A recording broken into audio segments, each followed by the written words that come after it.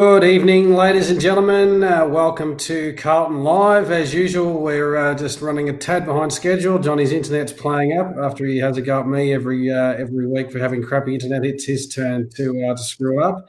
This is Carlton Live. We used to be a football show, but now we're just two old blokes getting pissed on a Tuesday or Thursday night and talking a crap to everyone else is out there. So, speaking of old crappy blokes, Johnny, good evening. Oh, that's a harsh way to start. Yeah, it's going well, thank you, mate. As you know, we had a wonderful day today, didn't we, about the show? Can't say too much, but it was just nice to know that you're heading in the right direction. It's definitely put a spring in my step. That someone in the industry is taking notice and actually really like what we're doing. So that was good. Mate, isolation's doing well for you. You look like you put on about 40 kilos. Oh, mate, yeah. Look, I'm exercising more than ever, but eating more than ever. Yeah, it's a bit like that. I've never seen the Carlton logo look that big on a bloke. I reckon I've got a case of Lance Whitnalls tonight. Well, I thought you might have just got a new camera with the wide angle, with the wide lens. You know, that's what I'm going to blame it on, the camera and the internet. We'll blame it on that. No, it's good to be back on deck. We had a little break over Easter. Maybe that was another contributing factor. You probably ate all the kids' Easter eggs. I don't eat chocolate, so I haven't touched them. I'd never trust a bloke who doesn't eat chocolate. I don't believe in chocolate. You're a weird bloke, mate. You're a weird bloke.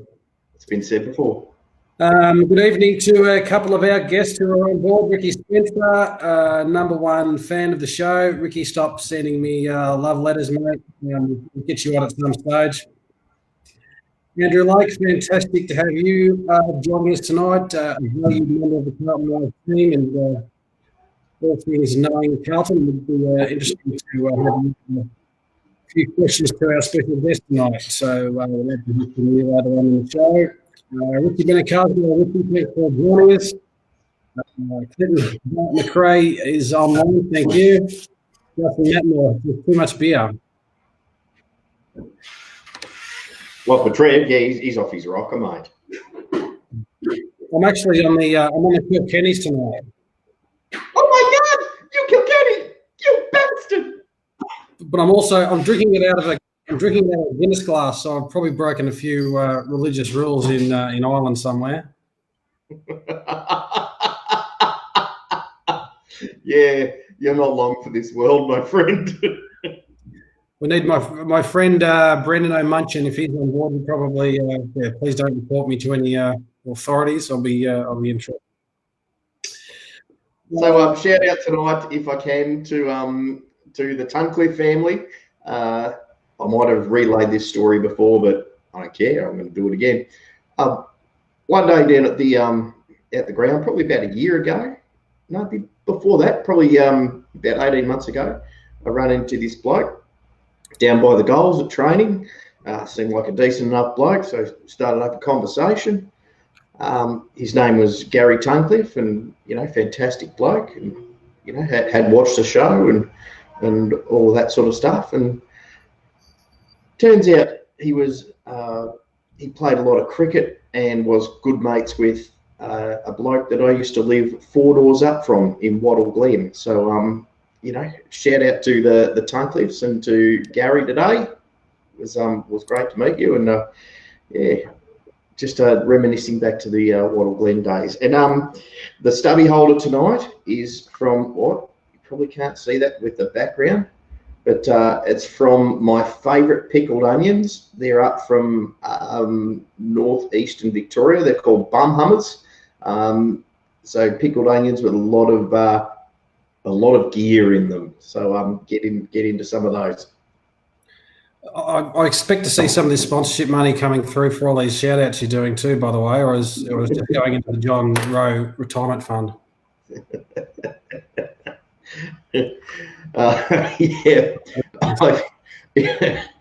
If you want me to split the 20 cents, it's fine. Angelo Gravina, we thank you for joining us. Really appreciate you coming online. Gents, we are very well. Vicky Ann Purcell, hey Vicky Ann, thank you for joining us. Anthony Walsh, g'day Anthony, how you going? Nick Kescanides is online. We should be getting a big audience because everyone's home in lockdown. Surely they've had enough of Netflix and Foxtel and all that kind of stuff that they're watching. So hopefully we're a reasonably good distraction. There's only so much Netflix you can watch, isn't it? That's really running out of content. Unless it's that show Westworld. I don't know if you've seen that, but that's always good for a repeat watch. No, I haven't. I'm back on episodes of Suits because I'm a big Meghan Markle fan, and also doing what else am I doing again? Oh, Big Bang Theory.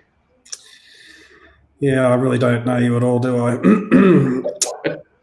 Jason Allen, g'day, Jace. You've got half a bar. What happened to the other half, mate? I'm not sure what you're on there, mate.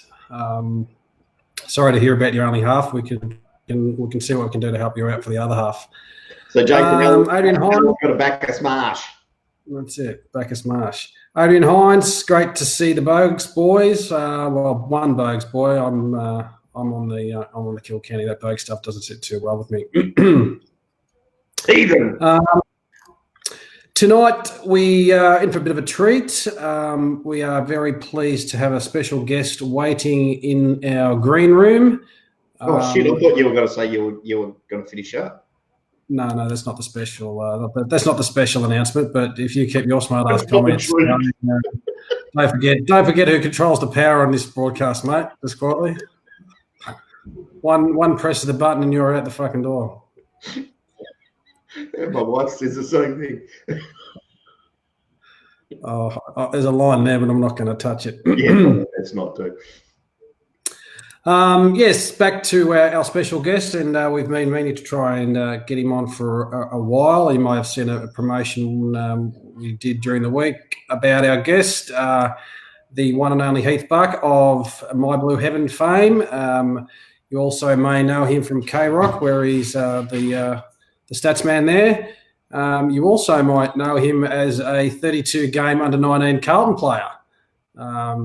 Way back in the day. So good to have that Carlton connection, and hopefully we can hear from Heath about a few stories from that time of his life, as well as another footballing venture he was involved in, the old Hammerheads footy club from 2002. I've put a picture up there on Facebook. So if you can remember that far back, I can't remember what I had for breakfast, but if you can remember that far back, then I'm sure Heath would like to share and a laugh with you. So let's, without further ado, bring him into the show, and hopefully we won't have any technical difficulties. Here he is. Heath, thank you very much for joining us.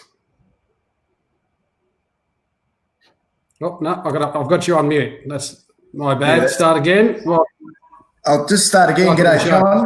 G'day, Trevor. Thanks for having me. You mentioned 2002. It's one day Trevor will figure technology out, mate. It'll take some time.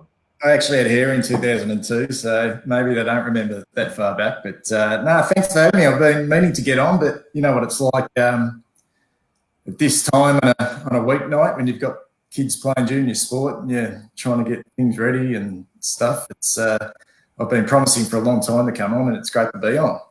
No, come on, mate. It's just the fact that, we've had a lot of other special guests in front of you. It's not because we're waiting for you to come on the show.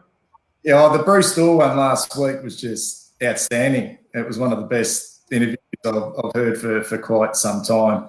So you must congratulate her. That's an award-winning episode, the one with Bruce Thor boys. It was fantastic. It's the most he's ever said in a long time. Yeah, no, thank God he could play good footy. Oh, Brucey. No, he was brilliant. I'm serious. It's great to be on. I love your work. Really light-hearted, really inclusive. So thanks for having me on. Looking forward to having a really good chat about the Blue Boys. All right. Thank you for that. Let's maybe start back a little bit of your journey. How did you first become a blue bagger, or where did the blue bag of blood start from? I think, like most sort of young kids, it came from mum and dad, and mum and dad were both migrants to Australia. Dad came across in the 50s for a period of time from the UK and then went back. Mum was from New Zealand, and then they met. Dad had a bit of a liking when he first came across in the late 50s for North Melbourne, and went and saw a couple of the North Melbourne games. And then when he went back to the UK, and met mum in New Zealand, and they got married and they came across to Australia. Dad decided to take, my mum loves her sport, in the late 60s, he decided to take mum to a Carlton it was actually a North Melbourne v Carlton game. I'm pretty sure it was at Arden Street. And I think Dad was hoping mum would fall in love with North Melbourne. She fell in love with the number 25 for Carlton, and she fell in the navy blue jumper, which was sort of synonymous with the navy blue that her father wore. He played rugby union in New Zealand for the university side over there, and they wore exactly the same colours. And my mum just immediately fell in love with Carlton, and she ruled the roost, and Dad just followed suit. And Mum's dad passed away about 18 months ago, but Mum's still a member. She's, over 50 years now as a member. And we grew up basically, myself and my two older brothers basically grew up on the terraces of Princes Park every Saturday afternoon. And every second weekend, whether it be at Arden Street or Waverley or Victoria Park or wherever it may be, we went. I can't remember too many times that we weren't at the football. And in those days, it was a bit about, you played your junior football in the morning because junior football was played on a Saturday morning. It's now on a Sunday. And you'd pretty much leave your junior game of football with still mud on your knees. You pop your pair of...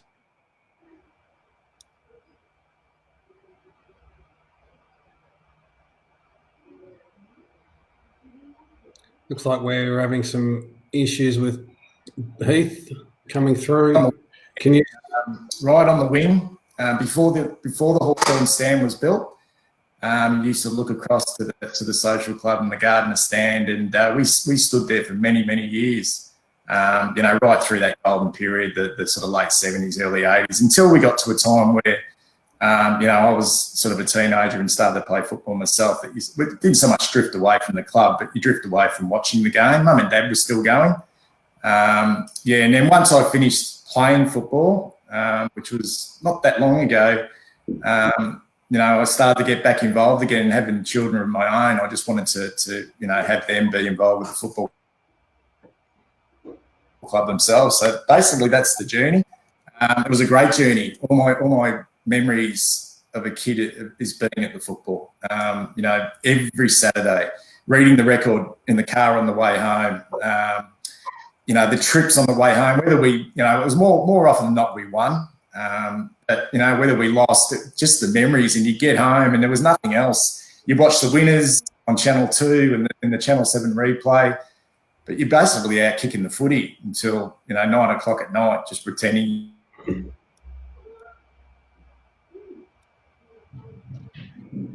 Yeah, so I was, if it was, a little bit dark and couldn't kick the footy outside, I used to go inside with a balloon. Yeah, exactly. And it's or a rolled up sock, John. And we broke many a light, many a thing in Mum's house that she wasn't too happy with. But it was just great times, And sometimes I feel a bit sorry for the kids of today that they didn't experience what we did back then, because it was such a good time. And I'm not talking about the success. I'm talking about what footy was like back then. How raw it was, and the fact that you could jump the fence and chase the players off the ground and give them a pat on the back. You could wander around any part of the game at the MCG. You could sit on the wing. You could sit behind the goals. You could go anywhere you'd like. There was no restrictions of where you could sit. It's just a great times, and now it's just everything is, so restricted in what you can and can't do. Levi Casbolt might be a bit worried if I was allowed to get out on the ground after the game. Yeah, I know. That's why he stopped playing twos and started playing Welsh because he didn't want to. He made to get out in the huddle at half time. Yeah, I mean, you mentioned the twos there, and I mean, that's one of the fond memories. At Princess Park in the 1970s and 80s, you get to the ground at 12:30, and you'd sort of walk to your spot where and the twos would be playing. It'd be the same blokes every week playing seconds football. It'd be young guys like they are now. Your Fibaro Dwys and Ben Silvanis and blokes making their way. These were seasoned footballers. Your Graham Whitnells. You mentioned Lance Whitnell before, but his old man played. I reckon he played over 100 games of football back in the day.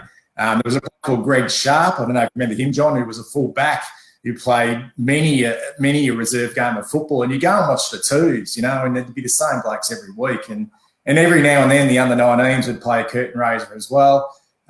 Great days. Great days. And, yeah, look, so that's I suppose, the history of the way I became a Carlton supporter. A lot like many other sort of people my age.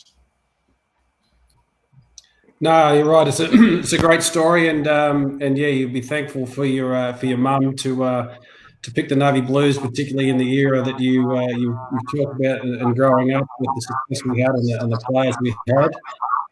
Yeah, I mean, I can't remember, but my first. I think I spoke to Mum about this the other day. That I think my first game was in 1971, and I'm showing my age. I was pretty young, mind you. I can't remember the early days, but I was at the 1972 and 1973 grand finals. I can't remember 72, but I'm pretty sure we lost in 73. But I'm pretty sure I can remember parts of 1973 when I can't remember Neil going crazy and knocking out Jeff Southby, et cetera, But I can remember we sat at the top deck of the old Olympic stand, and I can remember sort of going. It was a really warm and windy day. So I've got recollections of those early days in the 1970s, but it wasn't until the late 70s, sort of probably post 76, that I start to really remember those sort of great Carlton days. So you would have had a few boyhood heroes, no doubt? Sorry, what was that, mate? You would have had a few boyhood heroes, no doubt? Oh, yeah. My first number on the back was Sid Jackson, a jumper that Mum knitted. And Sidney Jackson. Then I had a number 32 for a period of time, Lee McConnell. I'm not sure why I had Lee McConnell. He only played for about 2 or 3 years, not even that, I don't think. And then a 16-year-old kid from Carlton came down from the bush and played his first senior game as a 16-year-old, a real cheeky little fella who'd like to throw a punch or two. And I thought, I want that number on my back, and that was the number 16 of Jimmy Buckley. And I pretty much followed Jimmy for the rest of his career. I'm not afraid to say that I was obsessed with him. I'd send him letters and notes and never got a reply. I followed his career right the way through. I remember his exploits off the field, probably more sometimes than what he did on the field. He was a marvellous footballer, but he was pretty cheeky off it. But I loved him, and it was a bit of a thrill. Not long after he retired, he went up and coached North Ballarat in the Ballarat League. He was their captain coach, and I happened to be playing at that stage for Bacchus Marsh. And I played up there in a game of football against North Ballarat, and I went down to pick the ball up off the ground, and someone punched me really hard in the stomach when I was on the ground, and I went to jump up to remonstrate whoever it was, and I jumped up quite angrily to have a go back at the player, and Jimmy Buckley stood over the top of me and winked at me, and it was him, and I didn't do anything to him. It was the happiest day of my life. My hero, my childhood hero, is Jimmy Buckley. He punched me in the guts, and I thought, I'm a man now. Now I was only probably 20, 21, of age myself, and I thought, my childhood hero has given me a really good swift punch to the ribs, and I absolutely loved it. I didn't remonstrate at all. Oh, that was and post that. I've had some favourites since then, but I was probably too old to have a number on my back post Jimmy Buckley, but I've had my favourite player at the moment is Liam Jones, and if I was a young kid now and I put a number on my back, it'd be the number of Liam Jones. I just think he's marvellous what he's been able to do. I love the way he plays his footy. I know he's had his critics, but I just think he's marvellous. I love his personality. He's humble. He's a good player. And I think if I was to pick a player now, it'd be Liam Jones. No, you're not wrong there. We were lucky enough to sit next to him at the recent start of the year function, and really down to earth guy, and really committed. And the way he goes about his footy and what he did to transform himself was just sensational. He's a funny bastard too, isn't he? It's quite humorous too. Yeah, very very charismatic guy. Can I ask you guys an honest question in regards to Liam Jones and I suppose if we think back to the period of time where he first came across from the Bulldogs, and Mickey Malthouse described him as an athletic beast and one of the best athletes he's ever, explosive athletes he's ever seen, and he came in as a forward and dropped marks and missed goals and underperformed and went back to the twos. What was you feeling about him back then, at that time where he was pretty much on the scrap heap playing football down at the Northern Blues? How were you feeling in regards to, personally, I thought he was gone, but I always had this, I'm not saying that I thought he'd come good because I never thought he would, but I always felt a little bit sorry for him. I just didn't think he probably deserved the criticism he copped. But, geez, he copped plenty, didn't he, from our supporters? Over to you, Johnny. Yeah, look, anyone who came through in that Malthouse era copped it. The two guys from GWS, whose names escape me at this moment, they copped it hardcore. Jackson Wiley. Say it again. Wiley. Yeah, Jackson Wiley. Wiley, I think. Yeah, Jackson Wiley. They copped it really hard. Anyone who came over, Dale Thomas, when he first came over, copped it really hard because no one was on board with what Mick was doing.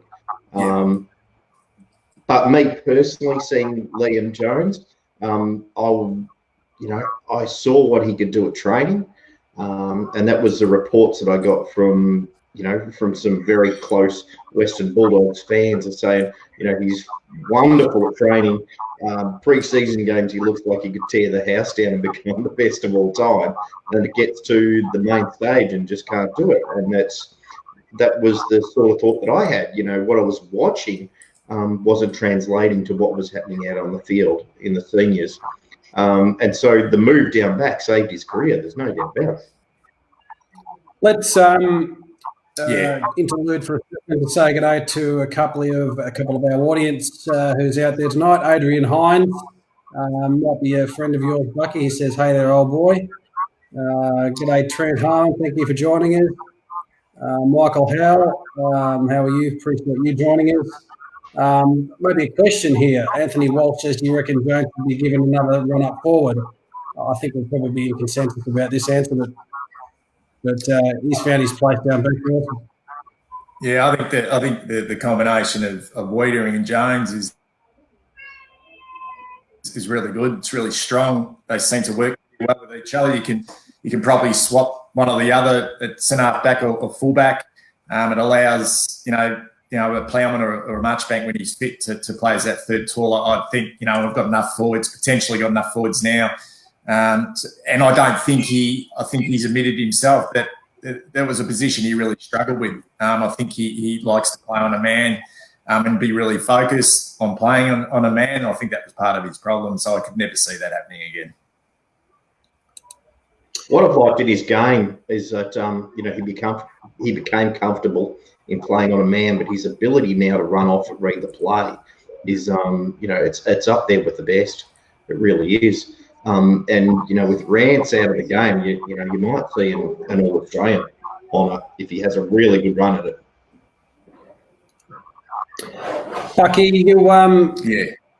great to hear where you've come from as a Carlton supporter and a boy, and I think it's probably translated into your love of footy and having a kick. And let's fast forward, I suppose, a little bit, and you found your way into the Carlton system, playing footy at the under-19 level.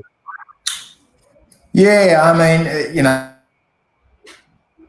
like any kid, I was playing, doing football from the age of 5 down in Hoppers Crossing, which is, if people don't know where Hoppers Crossing is, it's the suburb right next to Werribee.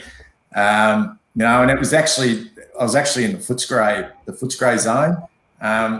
But being a mad Carlton supporter, there was no way I would go play at Footscray. And and I had, like any kid, you have aspirations of wanting to play VFL football in those times. You dream about it, and that's a cliche, but you did. All you wanted to do was play, play at the highest level you could.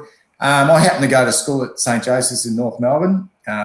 So that was only, 5 kilometres from Princes Park. So I was lucky in that sense that I was able to. I was playing school football at the time, and I was invited down to train in 1980, at the end of 1985, for a pre-season. And I jumped at the opportunity. But I remember getting the tram from it was pre-season training. And I remember getting the tram from St. Joey's down Royal Parade for the first night of pre-season. Didn't know what to expect. It was about 38 degrees. I'd been at school all day. I was nervous, and I rock up, and Jeff Southby and David Mackay were the coaches at that stage. And I rock up to training because I got a letter from the club to come down and try out for the under-19s. And I remember rocking up. We weren't training on the main ground. We were training on the where the car park is next door, the grass car park, not the footy ground next door, the actual car park. That's where we were training. And I rocked up, and I'm not kidding, there would have been 90 16, 17-year-olds there all trying out, in mid-November. I thought to myself, what the hell am I doing here? This is just going to be impossible. Kids from Lilydale and Mooroolbark and Bendigo, and, because they were all Carlton zones back then. But I stuck it out. I stuck it out and trained 3 nights a week right through that pre-season. It was bloody hard. And made the list, So I played 86 and 87. In 87, I'd finished school and I went up to Ballarat to go to university, so I could only train once a week. And I knew at that stage that my, it was going to be hard to forge a career at that. And then basically I wasn't good enough either. And at the end of 87, the club said my services no longer required. And to be perfectly honest, I wasn't that disappointed. I knew I wasn't good enough, and I had other things on my mind as an 18, 19-year-old at that stage. Girls were one of them. And I love my music. I was playing in a band at the time. I love my music. And I was quite happy. I represented the footy club. I always remember my first game, which was always a special moment because it was round 5 of my first season.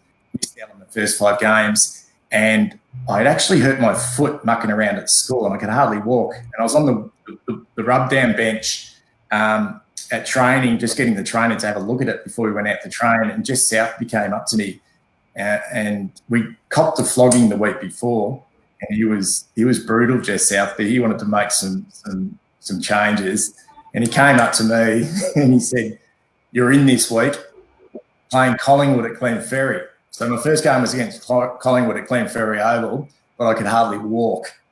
So my foot was like absolutely stuffed. And I said to, yeah, I'm okay. And I went out and trained. I could hardly push through the pain, and went and saw a podiatrist the next day and got some pads for my foot to make sure that I could play. Yeah, so that was my first game against Collingwood. Played 2 seasons. The first year under Southby and Mackay, and the second year in 87 under Ross Henshaw, who played a couple of premierships at North Melbourne. And to this day, he was one of the best coaches I ever had, Ross Henshaw. You could tell he was coached by Ron Barassi. He was brutal. But not many of the boys from my years went on to play a lot of senior football. I suppose the most notable player who I played with in 87 was Fraser Brown. Obviously, went on to have a marvellous career. And you could tell even at under 19 level that he was a class above everyone else, and he had the competitive nature. Was he angry back then? Yeah, and he was actually a couple of years younger than me. So I was a top age player in '87, and he was still only like I think 15 or 16. He was very young, and even at that stage, he came down with this personality of a 15-year-old. He was talking about stuff he was doing at school that I wasn't doing until I was 23. You know what I mean? Like he was just you could just tell that he had personality to go on. At that, you had to be a particular type of personality to succeed at Carlton in that era, because you were competing against the likes of Wayne Johnson and Kenny Sheldon and Peter Susto and Kenny. I mentioned Kenny Hunter and all like the big personalities. Big drinkers off the field. They partied hard, but they played really hard on the field. And you could tell that Fraser, he had that in him. There was another one I played with. He played in the '87 grand final. And a number of others, like Phil Poisonides played a number of games. Adrian Bassett, Andy McKinnon. A lot of blokes went on and played, half a dozen games or so, or 20 or 30 games. But, yeah, Fraser Brown was probably the biggest player who played, what he played, Fraser. I reckon he played about 200 games in the end, and he was a great player, Fraser Brown. I got the arse. I got the moments in AFL. Okay, and I went up and played footy at back. Sorry? Fraser Brown involved in one of the most iconic moments in football. Exactly right. And, and you talk about, pivotal moments in the history of a football club, and that will go down, I think. It'd be probably a nice little exercise to maybe do the top 5 pivotal moments in the history of the Carlton Football Club in terms of individual moments. I reckon that would have to be up there, maybe number one. I've actually got Jez's mark in 1970, but Fraser Brown's tackle on Wallace in that 99 prelim, it's just marvellous in legendary status. And he was a fan favourite, wasn't he? He was cult status. He had the hair, he had the strut, he had personality. But the thing with Fraser Brown was he could play football. He could actually play. He beautifully skilled on both sides. And he was really good mates with Brett Ratton. They were actually best mates, and they grew up not far from each other. And you could tell that they spent a lot of time together as young kids, just kicking the football around, in the paddocks of Lilydale and Croydon, Mooroolbark, wherever they were from, up there in the northern suburbs of Melbourne. Yarra Glen, that's right, yeah. And, I don't know if you guys have seen that footage of Carlton back in 2000 that's been floating around on social media of Ratton kicking 6 goals against Port Adelaide and Camperelli having 45 touches. It's floating around at the moment. It's a different game in terms of skill level. Rat's kicking on both sides of the body. Camperelli hitting targets from 40 metres under pressure. It's just unbelievable. Like, it's just unbelievable what these blokes could do. We could certainly do with a Fraser Brown type in our current lineup. There's a bit of mongrel in the side. I know Jonesy's got one, obviously Cripper's got one, and Cripper's got a bit of mongrel, but just that real hard nut that that you can count on every week. Yeah, and I think that's been it, and I think that was even something that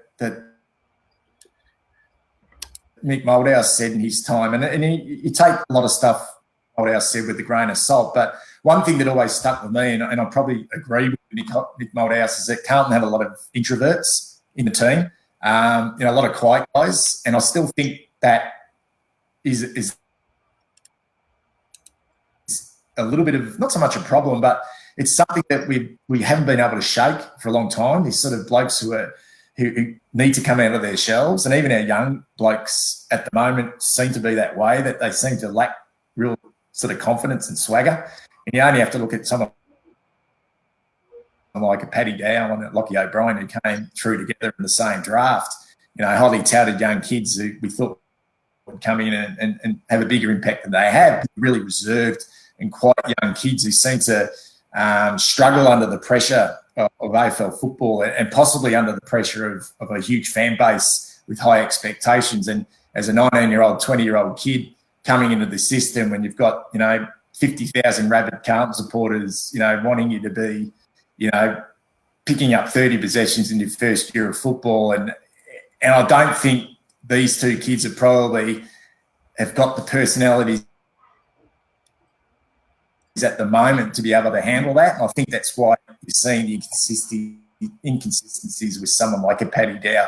Because I keep going back to that first, I suppose, the first practice games, the NAB series games, or the JLT, whatever they were called. And remember they called him Paddy Wow? Remember that first game he played against St Kilda? He was exploding out of the middle, hitting target, and he kicked 2 or 3 goals. And people were saying, why wasn't this kid the number 1 draft pick? He's that far above everyone else. And something's gone amiss with Paddy Dow. I'm not quite sure what it is. Just confidence. Yeah, it is. It has to be confidence. And I just think, hopefully, that you've played over 300 games of footy. It's how much of it's above here. Yeah, and I think this is why the development at Carlton right now is paramount. I think the development, obviously, got Andrew Russell, on the fitness side of things, and obviously he's a great motivator as well. Wiki Power's come in, and we're spending a lot more money and a lot more resources on player development because we needed it. We weren't having, young players. A lot of people talk about the drafting and it didn't quite work, but we're talking here about drafting sort of exceptionally young, talented players who've come into the system, done really well in their first years or their first few games, and then dropped away. So something has gone wrong, and it's all about development, and getting that process right. Oh, it's also in Paddy Dow. So that, I suppose that, if I may, with Paddy Dow, I'm still a big believer in him. But he was such an influence in the under-18s and within the pre-season competition because you don't have that physical pressure that you do within the seniors. Yeah, and it's also a matter of him getting used to it. That's all, and he will learn to be able to time when you go, when you don't go, when you're steady. That's the only thing. It's such a fine line with him. If he gets that right, when to go and when to steady and kick, because he knows that he's in the clear, or if he's under pressure, he knows what to do. That's all it is with him. Yeah, the kicking one's interesting, isn't it? I mean, is it a flawed kicking action? Is there something wrong with his kicking action? Was he? I mean, I didn't follow that draft year in regards to. I know I'm not a draft follower, so was his kicking questionable at under 18 level? I'm not quite sure. He went at pick 3, so you would have thought that he came in with decent skills, but it's an area of concern. I think the longer it goes on, he's in his 3rd year now. The longer it goes on, and I'm just hoping these kids have gone away and spent their time, practice.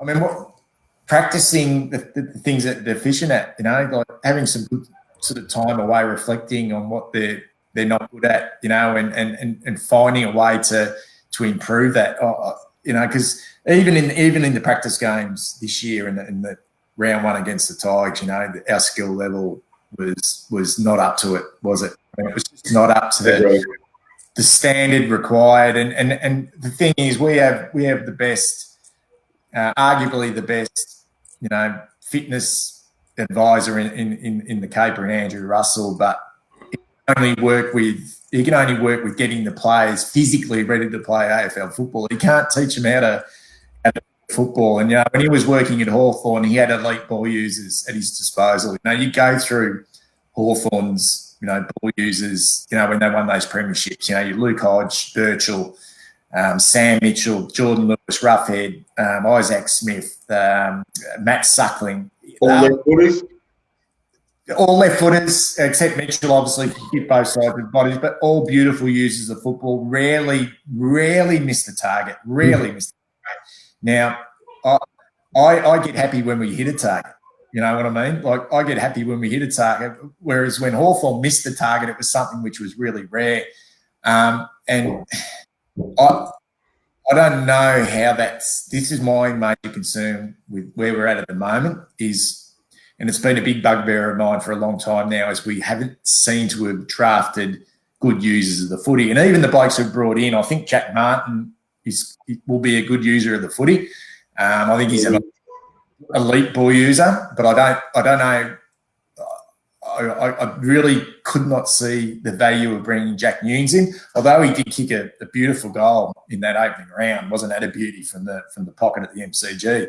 He pulled that one out of his backside, but he's not a good user of the football. And it seems to me that we continue to go down the line of recruiting sort of dour, sort of C grade, B grade players who are, good servants, but not particularly good users of the footy. And until we can address that, particularly through the midfield, I think the thing with us is we have arguably one of the best players in the competition in Patrick Cripps, but he's not, you wouldn't call him an elite ball user by foot. He's not great by foot. And then our next probably best, probably their next midfielder is Ed Curnow, who you don't want the ball in his hand.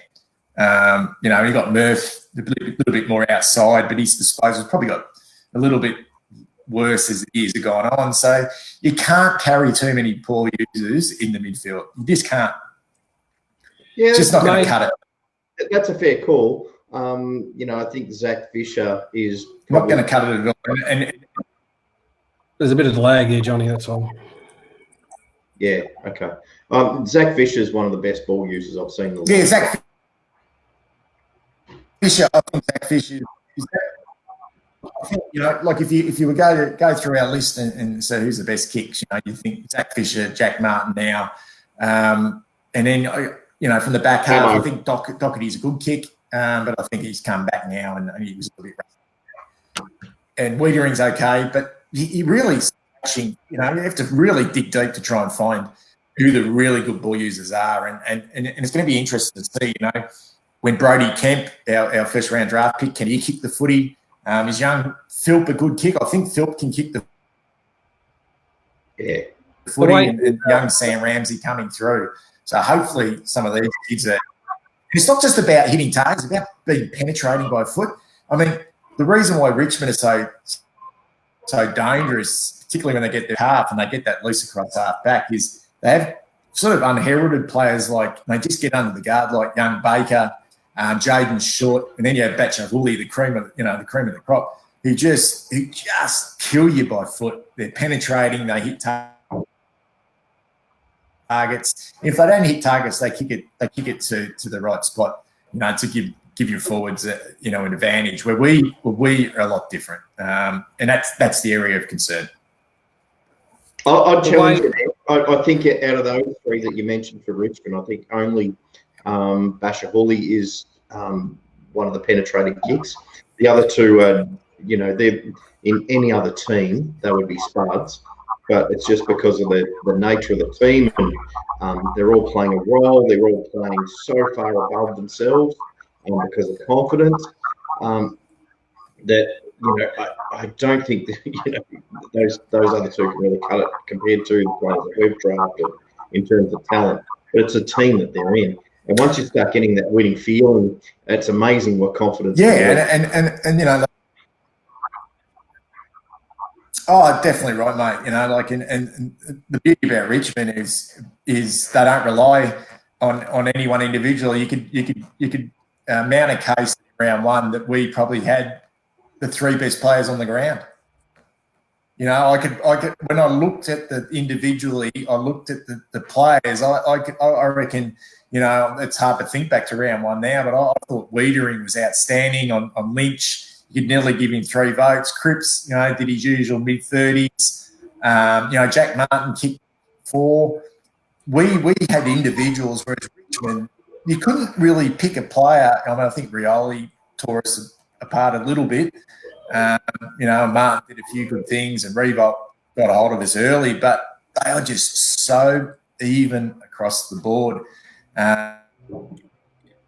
We're going to be, and this is developing still.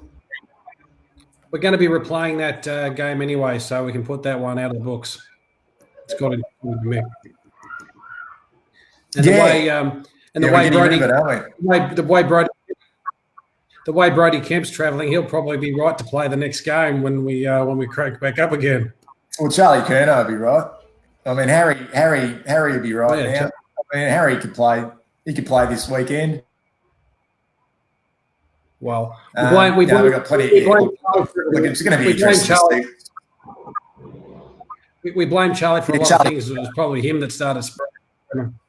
he probably started spreading it around as well. Yeah, what are you guys hearing?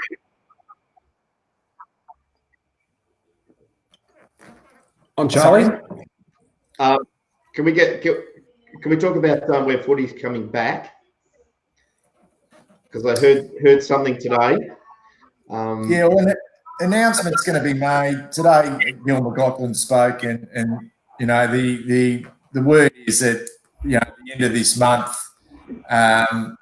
they'll assess pretty seriously where we're at, and the word I'm getting is that players and clubs will be informed that they'll be able to start training together again as a whole group. So that will mean that you 40 odd will be able to go back to the club and put together hopefully a 3 or 4 week block before the season starts again. But that's incumbent upon whether we're able to look, who knows what's going to happen in the next 4 weeks. But at the moment, it suggests that if we continue to go along, we've done pretty well here in Victoria and across Australia in regards to this virus, that we're on the right track to maybe, hopefully, like 5 or 6 weeks ago, if you said we were going to play footy again this year, you would say no. But now it looks more likely we're going to get a season, which is really exciting. Yeah, it is. So, which means we're going to have a lot of the players available to us. Players that we spoke about this before, players that were on the injury list, not so much Kemp. I don't think we'll see Kemp at all this year, but, someone like McKay will be back. Charlie, will be back at some time, and, the reports around Charlie are pretty positive at the moment. And we're going to have a pretty healthy list. Whether, it'd be interesting to see whether any blokes have done any hammies while they've been away or what they've been doing. I mean, we've seen a lot of dancing on TikTok and, chipping a ball in a, in a cut from 30 metres. Well, shoot blokes actually kicking a footy or, practicing their skills, I think, but that's okay. But yeah, it'd be interesting to see what sort of physical shape we're in come 3 or 4 weeks time when we're all together again and start training again. I think that's really exciting. But don't expect to be going as a spectator. Don't expect to be going to see many games this year. In fact, I'd say there'd be empty stadiums once again. I think that's pretty much written off for the season. Maybe finals, but I think that in terms of spectators, that's been pretty much written off. But the mail I got today from a very good source, and an extremely good source. And remember, this changes by the day, if not the hour, is that the idea of having the isolated hub has gained enormous traction, and it will be somewhere in they're aiming for the week of June 21 to start again, which would allow the state government to do their 4 weeks, which they want to do, and then it will allow the 3 weeks of pre-season training, which the AFL have promised the players. This is just my take on it now after hearing the June 21, and it makes a lot of sense to me. And when you start looking through that, then you've got 16 weeks of football that you've got to put in. So you're talking about a grand final, maybe mid-October, late October. So it's not that bad. No, I think it's that. I mean, if you're talking about best case scenarios, back 4 weeks ago, I think that's probably that is the best case scenario. We were talking maybe having games right up until the new year, which I could just not imagine. I could not imagine playing football post December, but if we had to, we had to. But if we're able to start in June, I mean, we're going to have a pretty solid season. A good 16, 17 games and finals, which will be great. I think we're all dying to have it back. And any, I think the exciting thing for our sport is that we might even have some games at Princes Park as well. Just There's no quickly, reason why we should. Lucky, you commentated round one at the with the empty stadium. What was the feeling like? Oh, good question. You were obviously there, so yeah, fill us in. What was it like? Did the players?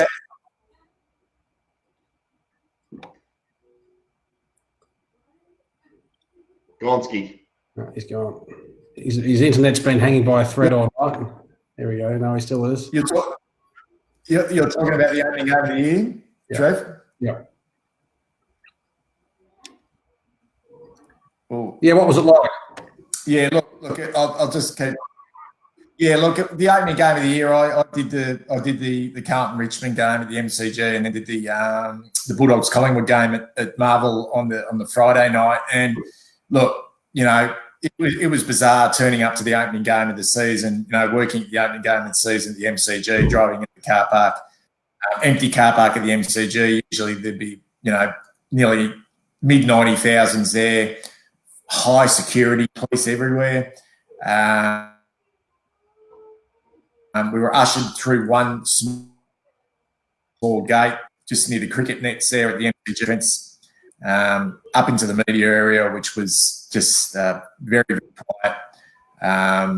It was really bizarre. It didn't feel like a game of AFL football. I suppose as the round, that opening round went, the football was actually okay. The actual standard of the football was really good. It was just disappointing there was no crowd there.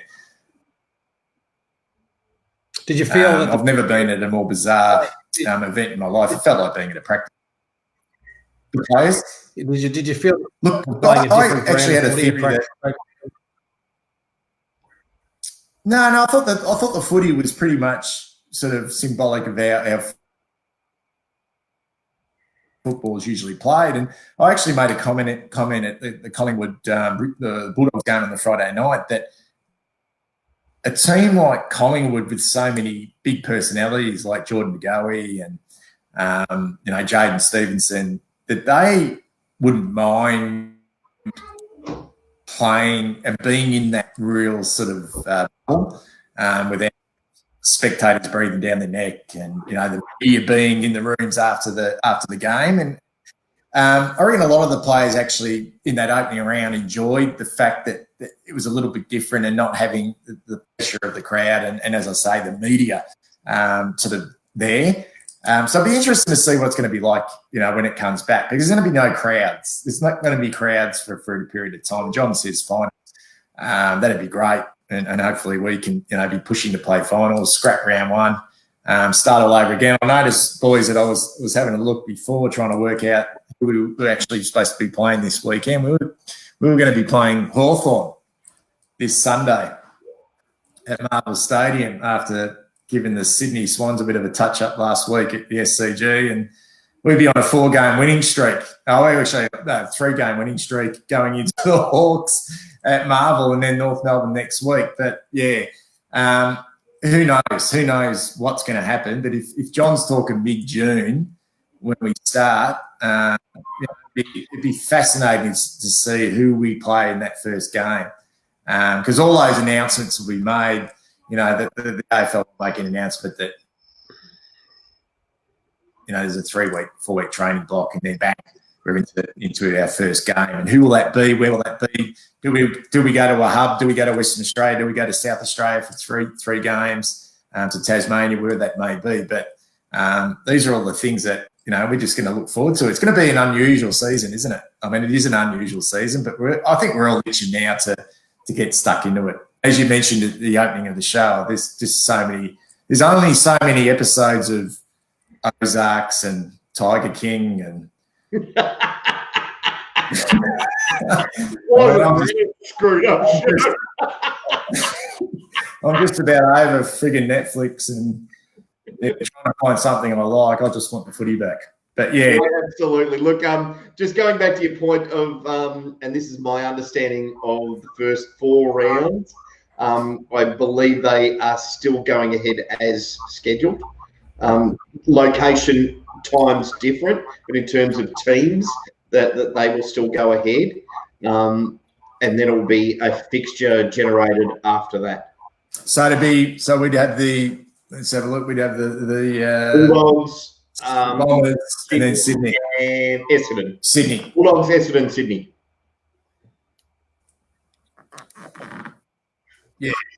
Yeah. So it was Bulldogs, Essendon, Sydney. So they were the first 4 rounds. So yeah, I mean, and the Bulldogs were pretty disappointing against the Pies. They'll be eager to hit back against us, like they usually do. But we gave a touch up when we played them last year, and one of our best wins under Bolton. Oh, that's brilliant game. And then we nearly stole that game. That was one of the best games of the year. I mean, that was actually an underrated game of football, and it actually sort of got a little bit undersold, that game where the Doggies got out and we came storming home. And what did Charlie kick? 7? He stamped himself once again after a pretty sort of quiet start to the season, and he just turned it on, didn't he? It was Charlie, and that's what we got to look forward to in regards to Charlie. And I think potentially, and the thing I like about Charlie, and we spoke about personalities before, and we spoke about introverts and extroverts. There you go. We spoke about introverts and extroverts. He's an extrovert, I think, Charlie Keno. He's got the perfect personality for football. He gets a little bit angry. He's already copped a suspension in his young career, but he can turn it on. He can do the unbelievable. He's a bloody good player. He's a bloody good player, and yeah, we're lucky to have him. We just need to get his body right. No use rushing him back, and even if we don't see him again to next year, that may be a positive. But once we get him back up and firing, him and Big Harry up forward, that's our key position stocks. They're going to hold us in really good stead. It's just the midfield that is my concern at the moment. It's all duck or no dinner, isn't it? A bit with Patrick in there, and then the sort of supporting cast who really haven't quite come on yet. The likes of Fisher and Dow and O'Brien and Petreski-Seaton, they're all got some ability, but we really need them to sort of fast track a little bit more. Yeah, Kennedy's really disappointed me when we talk about the Fraser Brown types. That's what I was really hoping out of him, albeit he's not the best user each side of the body, but that mongrel and that ability to go in and get the agate, that's what I was really hoping from him, and he hasn't come on. Will Setterfield, I think, is going to be one of the best players I've ever seen. His first game was terrible. But I'm a massive, massive fan of what he can do. Who's that, Will? Will Setterfield. Will Setterfield? Yeah, no, I think you're right there, John. I think he I mean, don't be too concerned with the start of this season. I think he essentially, really, he's only in his second year of footy. I mean, he missed predominantly his first 2 years at the Giants with a knee reconstruction, and came back and showed last year, and he's still growing into his body. And I think this year, I mean, even if it did go ahead, like in the first 4 or 5 rounds, I reckon he may have even been one of those players that could have spent a bit of time running around in the VFL. Not because he's not good enough, just because he may drop some form. But I think at 21 years of age, he's the least of our problems. I think you're spot on with Kennedy. I think he's been a major disappointment. I don't think he has the running capabilities to play as a midfield. He can't run. He can't run defensively. That's the big concern with him. And unless he's hitting packs really hard and tackling really hard and being an in and under type player, we've already got one of those in Patrick Cripps, then I really can't see his value. And people are saying playing forward. Yeah, I mean, he can kick a goal or two, but you need more. You need more from a bloke of his stature in regards to what he's able to do. So I think you're spot on there. I mean, I think you may even see out of contract at the end of this year. He'd be lucky to be at Carlton next year. Yeah, and I don't think you'll see. I don't think you'll see Darcy Ling. Yeah, Darcy's gone. But in terms Darcy's of gone.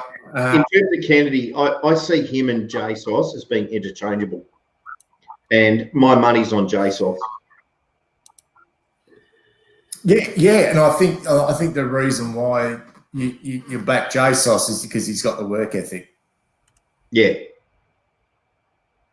You know, and I think this is the question mark on Kennedy. I think he's really well liked around the club. I think he's really popular with the playing group. But I think when you're talking about work ethic, I think you go with JSOS. JSOS every day of the week. And I think Kane Corns made a really good, interesting observation about Jack Silvani recently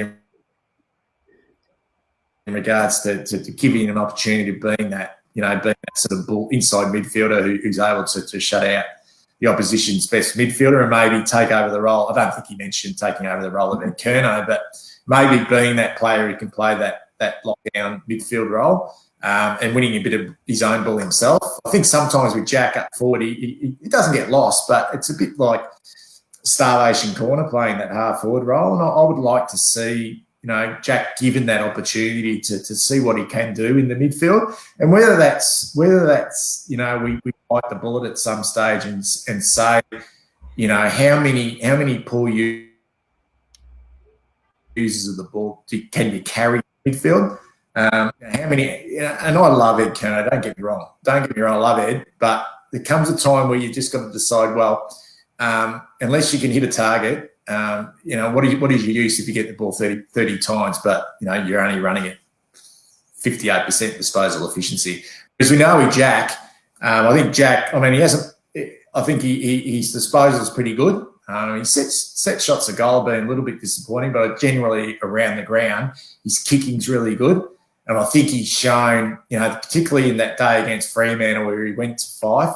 I mean, wasn't that a wonderful role he played on that Fife in that game against Freo last year across there, where he shut down Fife, who was on fire in that first quarter. And I don't think there would have been many players at Carlton who could have played that role. And when he kicked that goal in that last quarter and pumped that fist, this is a bloke who bleeds Carlton Football Club. So I think we can use Jack in more of a more prominent role than just sort of chucking him in a forward pocket or across our forward. Yeah, look, I would agree with that. Sorry, Trev, your go. No, I just thought instead of maybe delving down specifically, given time constraints, I don't know if everyone wants to. We could stay here talking until midnight, but maybe Bucky, if you could just give us your impression or what you think about where we are right now. Obviously, I was going to potentially talk about the last 10 years and the screw-ups that we've made. We could talk about that forever, but are we in the right space now with our list? When do you foresee us having some success? And what do we really need now to take that next level from your opinion? Yeah, it's a sort of $1 million question, isn't it? And I've always been, I suppose, on the pessimistic side, and that's just me. I mean, everyone's different in regards to the way they think, and it's not because I don't see a future. It's just that I just think we've got more to prove. It's a lot of talk with us at the moment, and a lot of not so much hype. I think the hype was when Malthouse first came in, and there was a lot of hype with Carlton.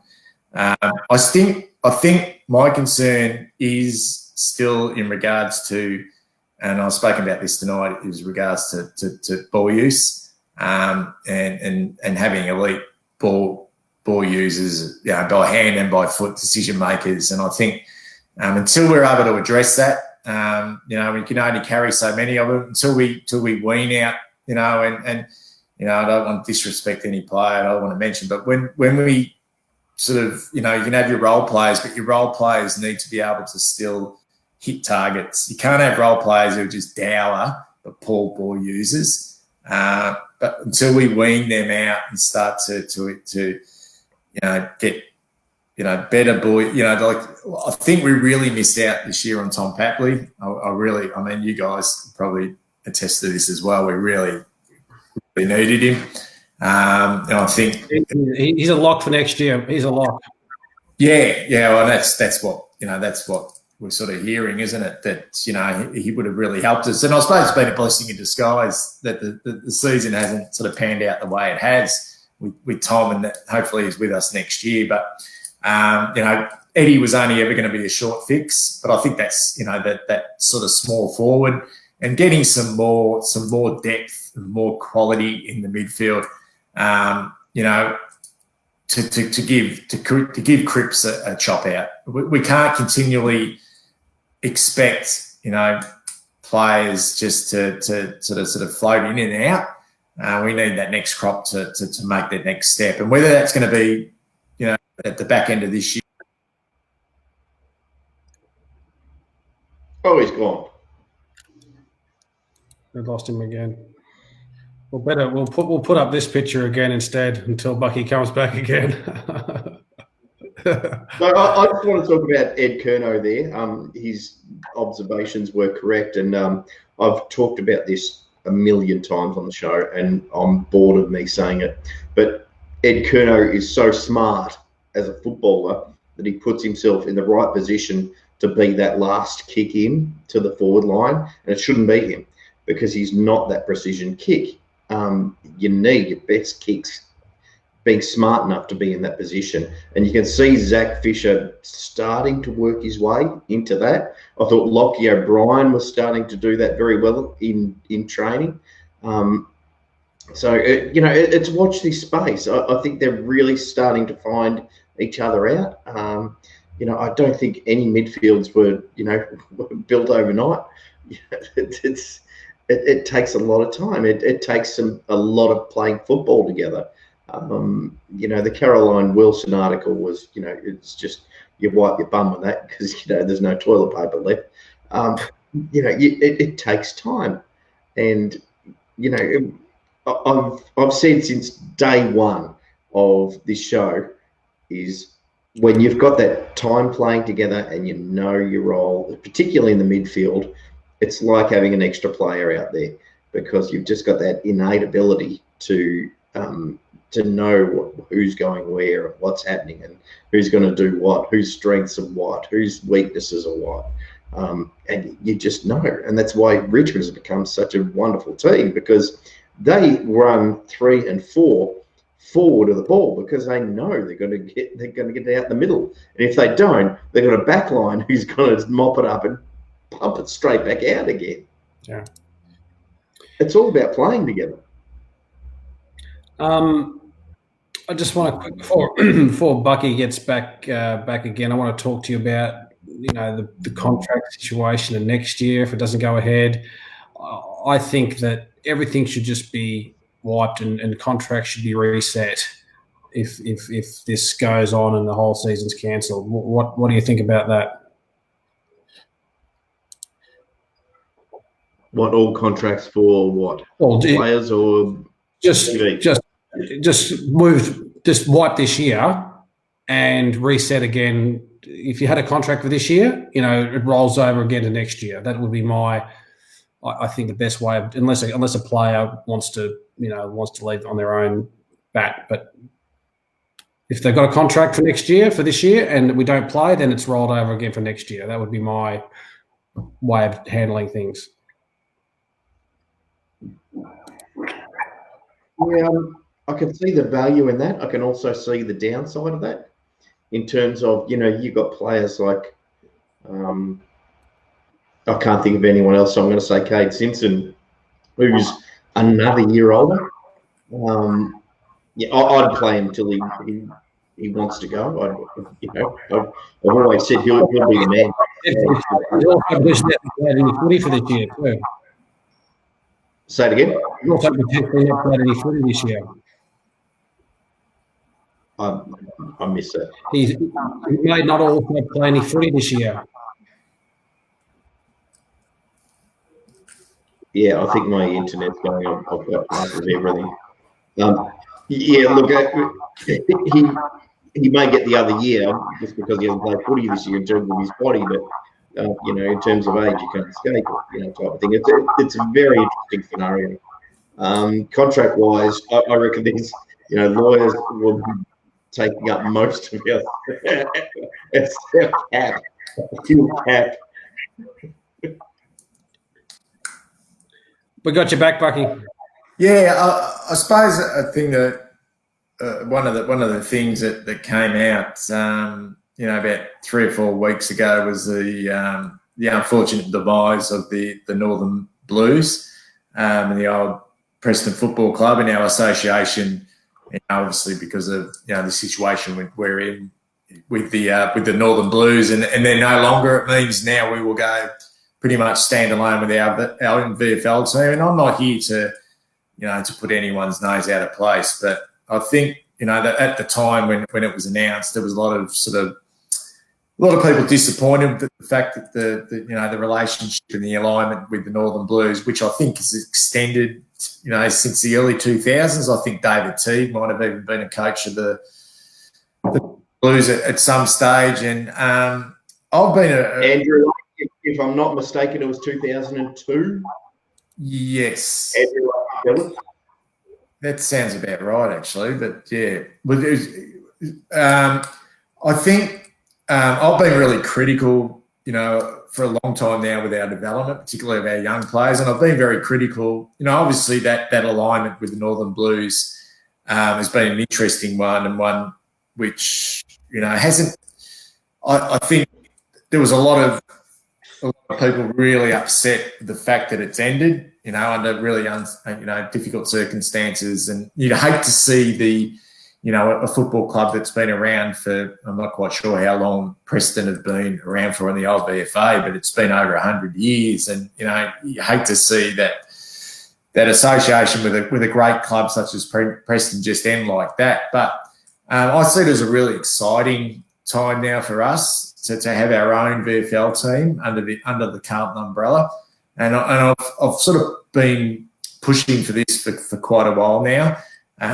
Whether Josh Fraser's back at the club coaching the VFL team, our VFL team, whoever that be is coaching our VFL team, I just think there's been, maybe I'm speaking a little bit out of line here, and I'm happy for people to get on and say that I'm wrong, but I've always felt there's been a little bit of a disconnect between the Northern Blues and the Carlton Football Club in regards to what we want, and that is development of our young players.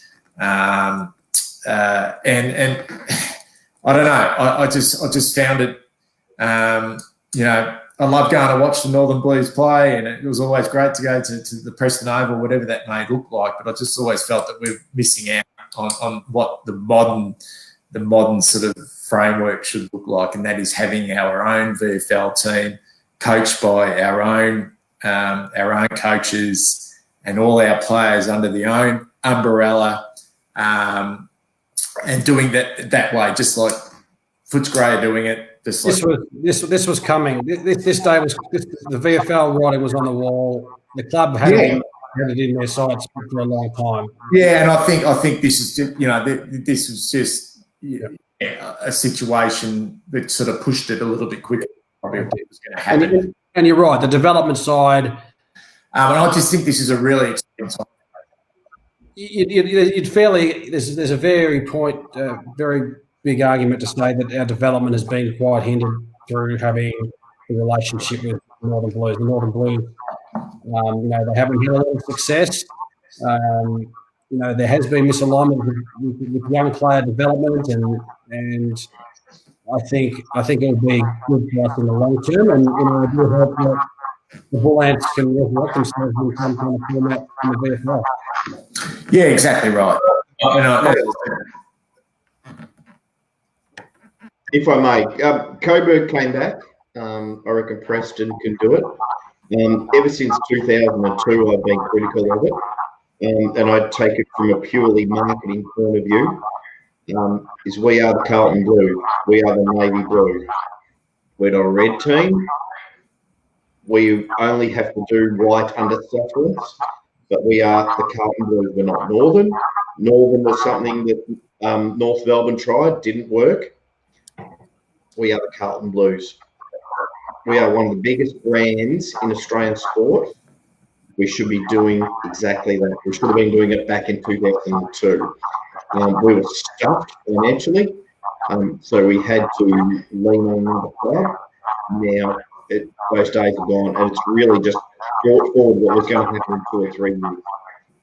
What I didn't want to see is what's happened in the current scenario is that we don't have the money to sort of, to do a proper exit. I think, because we're going to smoke our own asses. But I've got full confidence that whatever the VFL or whatever gets next, that Preston will be a part of it. Yeah, totally agree. Totally agree. As I said before, I think there's always been, I think it's always been just a fraction of a disconnect between, what we want to stand for as a Carlton Football Club and it's all about results, and it's all about development. And I can't think of a player probably in the last 4 or 5 years that's truly deserved a game in a senior, who's actually been tearing it to pieces in the VFL. Liam Jones. So do you think of a player who's continually torn it to pieces in the VFL at the Northern Blues, and you could actually say, well, they deserve – I know we've been – Nick Graham, yeah.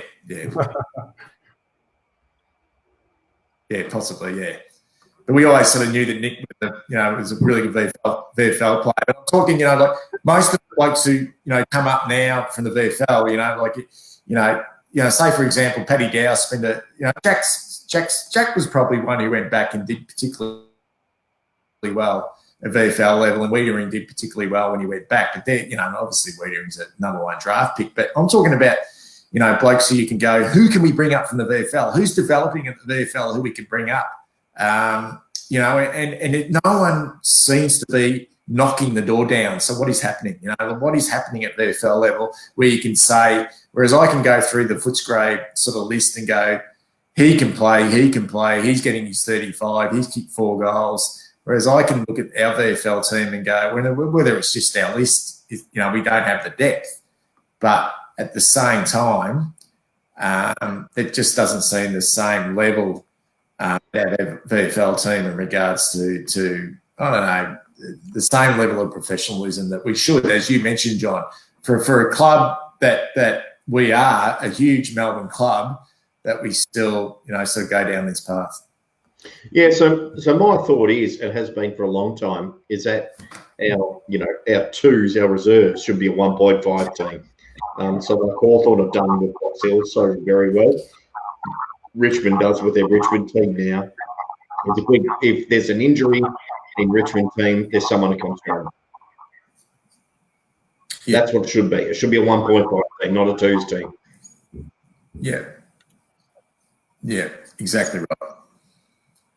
So, Bucky, where are we from seeing the boys back where we belong and playing finals? Sorry, what was that, Trev? Sorry, mate. Where are we from being back to where we belong and playing finals? I made a prediction after last year, after we stormed home, that we would play finals this year. And I put my head on the chopping block and said we'd play finals in 2020. So that's we didn't sort of start off particularly well against the Tigers, although we did have our chances in that game. I didn't think we played particularly well. I honestly think if we can get it right, and I think that there's so many unknowns in what is with Carlton, but you just look at I suppose the similar pathway. In particular, look at a pathway in what they were doing, in the years before they sort of went on this streak. Now that they were really trying to find their way, we really should be playing finals either this year or next year. I honestly believe that. If we're not, then these questions need to be asked. I think it has to be next year. It really does have to be next year, but you just don't know the impact of what this year holds now, because I was sort of thinking about, we are really essentially still a very young team in regards to the amount of games played and games played together. Not so much age, but games played together in the one team. And you just sort of wonder what impact this time apart will have, considering we had such a productive sort of pre-season together, even though our pre-season form wasn't great. 5 or 6 weeks apart before we come back together, what impact that has. But every club's going to be in the same boat. Maybe it will be a positive for us. Maybe it will be a negative. But I'm confident, really confident that 2021 we should be playing finals. We should be. I mean, what is that? Year 6 or 7 of the so-called rebuild. So you're talking about 2015 draft with Wiedering, Mackay and Silvani and Charlie. So Cunningham, you're looking at that draft. They're all in their 5th or 6th or 7th year. You'd be hoping with Patrick Cripps at 27 years of age, in the prime of his career, if we're not playing finals next year, then there's serious questions need to be asked about where we're at. I honestly believe that if we're not knocking on the finals this year and playing finals next year, then where are we at? And a lot of that comes down to, and the big one for me is Cruz. As far as I'm concerned, Cruz is just about finished. The big Matty. You never write off a champion. He's been a champion of our football club. Probably never quite reached the pinnacle of what he could have got to as a footballer because of his body. But then it comes down to how quickly the big king, the big Tom de Koning can develop. He's got some massive upside, but, whether that's this year or next year, can Pitnet be the man to shoulder the load? We've seen that you don't need to have an elite ruckman like a Brodie Grundy. You can just have a really serviceable.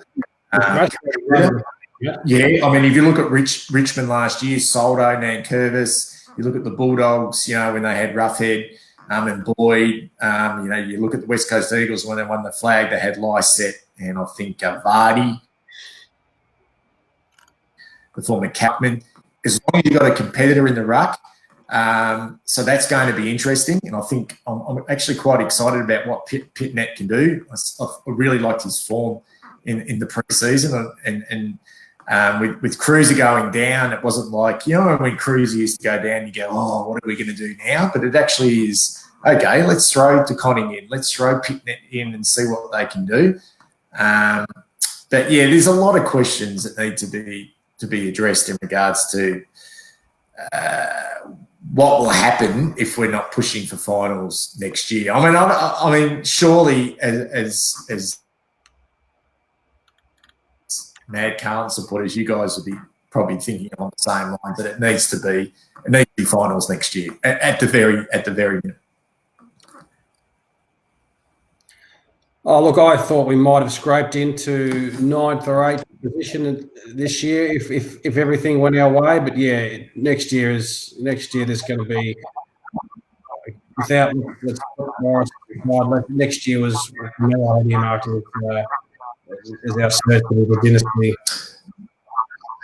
period. Look, if we look, say for example next year, if we won our 11 games, 12 games, and we just missed the finals and we finished ninth like Richmond did for all those years, then you're not sort of making drastic changes. You're just sort of tinkering with the list.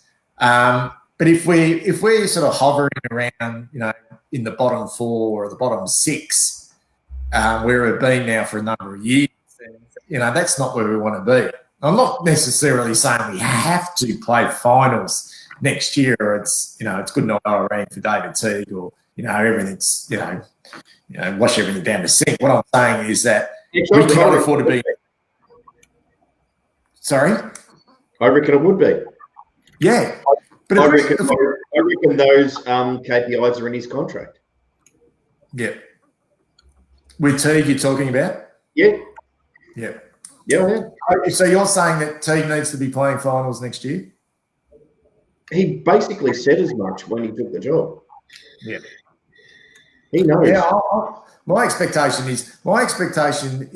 was with Bolton's 4th year, which was was it 3rd or 4th year last year, Bolton, that we were winning games of football, and that's why he got the arse. We should have been winning games of football, and Teague took over and we started winning. So Teague's in exactly the same position as what Bolton was in last year. It's about winning. It's about winning with Carlton now. It's nothing, and we are out of the fucking, sorry for swearing, guys, but we're out of the, and I use this term a lot, we're out of the bloody patronising stage. There's nothing worse than when you're in a rebuild and you have the media and you have opposition supporters feeling sorry for you. Oh, Carlton are in the rebuild.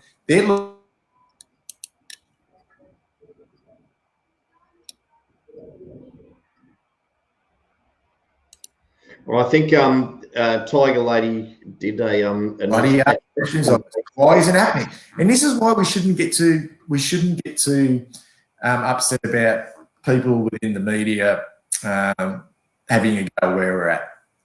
I honestly think that. I mean, people are entitled to their own opinion, and there's plenty of media personalities out there who are quite happy to have a crack at Carlton, which is great. And they're entitled to do that. But as supporters, we actually want exactly the same thing. We want success. We want to be winning. And I reckon now, I think we deserve that from our football club. We deserve to have a little bit of happiness. Don't you think? Yeah, I think so. But it's not an overnight. Pulled out your head, and I'm pulling out mine, so I can certainly attest to the pain that we're going through and have gone through. Exactly. So, gents, on the funny side of things, you would notice tonight that I'm not wearing a hat. That's just because I actually have to get my hair actually thinned out when I go to the hairdresser. So thought I'd go without a hat tonight.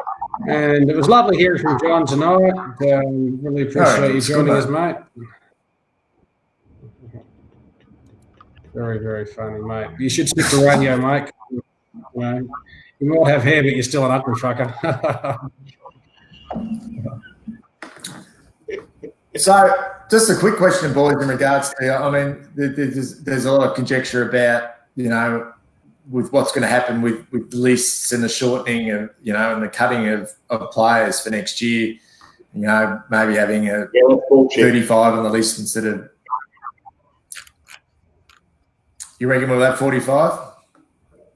Well, we have to have more because we're going to field a seconds team. And so is the other 6 clubs who said they're no longer supporting their leeches. Yeah, a lot of the, I suppose we're going to have to call on a lot of sort of VFL listed players, to put their hand up to play reserves football, or VFL football. Like a lot of other sort of clubs like Richmond that have VFL listed players who are not on the list. But I think the concern, I think the question needs to be asked about we have a little bit of Deadwood who I can't see playing any senior football this year or even next year will be on the list next year. I mean, so can I put something to you? Like obviously we're going to have to increase our list next year because we're going to field our own VFL team. Given the year that we have had this year, what is wrong with having like a whole team of rookies, for example? So any one of those players can actually come up and go into the senior team if things were bad. I think that sounds okay, doesn't it? I think that sounds okay.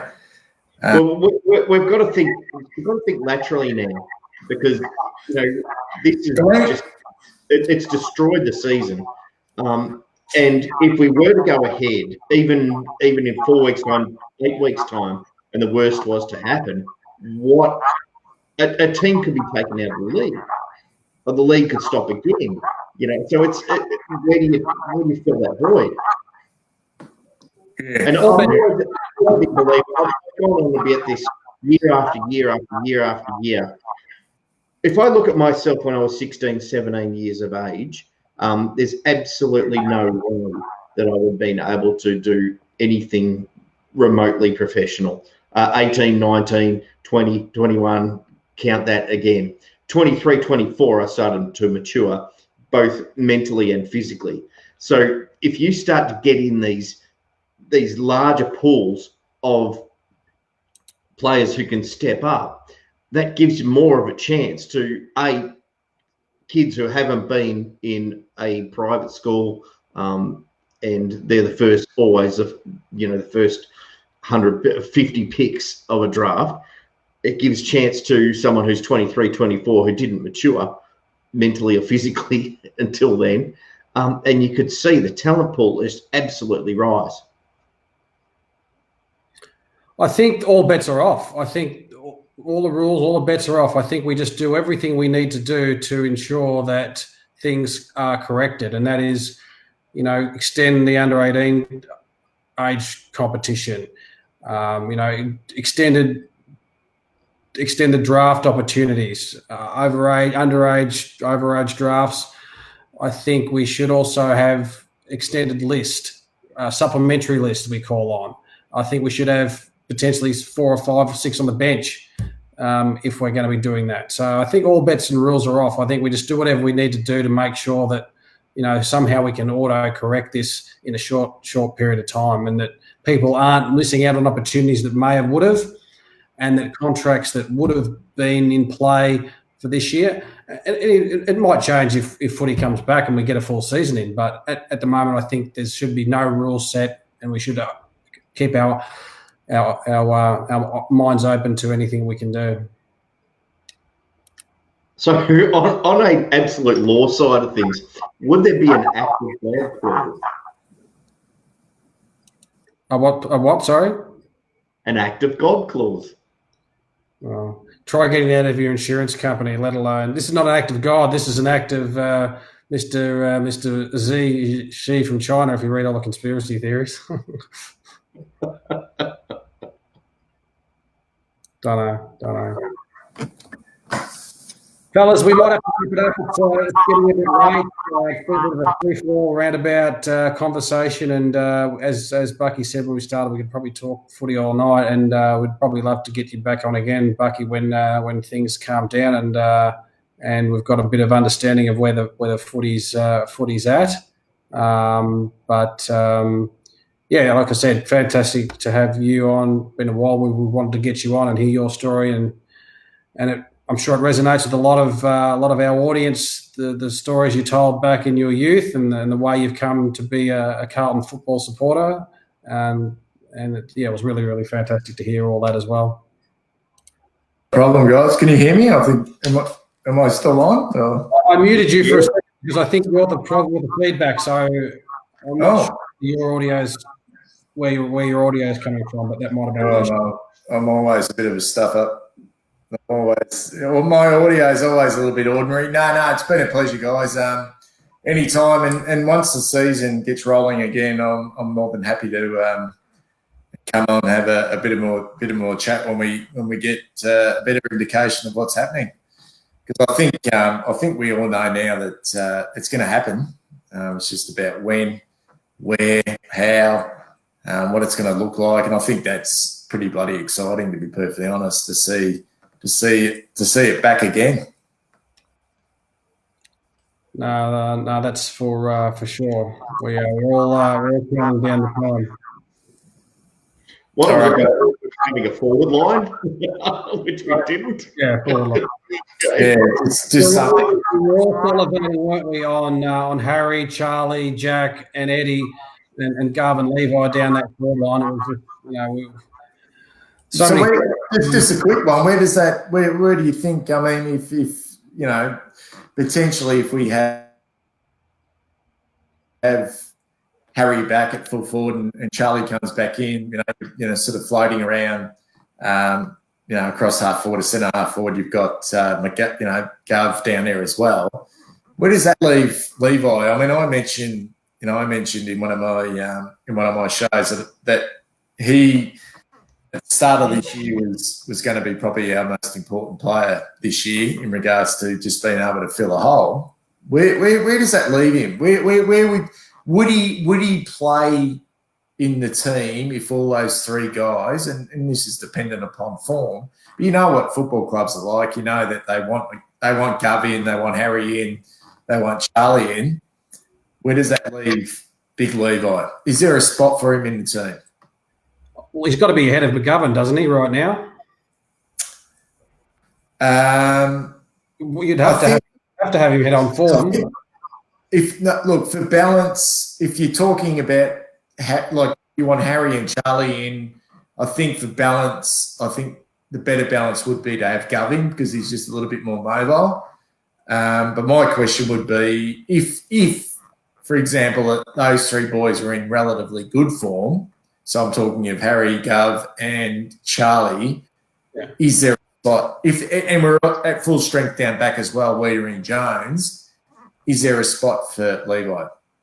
Well, first of all, we're talking about McGovern as the player we want him to be, and we thought he would be. He hasn't been that player yet for a couple of reasons. He was on the Big Max, and he's been bloody disappointing. Let's not sugarcoat it. He's been disappointing. He came to the club not fit, went back to the Fat Farm, did a pre-season, looked to be travelling okay. Not quite sure what the hell went on over the pre-season. There's all reports that he, was travelling beautifully, looked trim, but never seemed to be training with the main group. Had a pretty ordinary game in round one after a sort of limited pre-season. I mean, he's out of contract at the end of this year. But I don't know if many people realise that he only came across on a 2-year contract. And, if the season had panned out as it, hopefully should have panned out and he'd been sort of dropped to the VFL, where does that leave him? I mean, I'm with you, Trevor. I know that you like – I love Levi. I love what Levi's been able to do.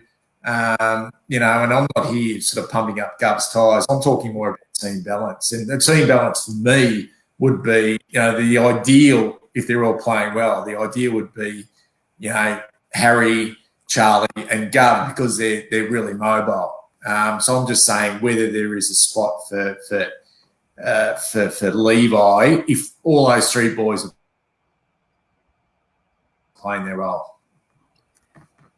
Look, I hear where you're coming from, and I've had the same conundrum myself.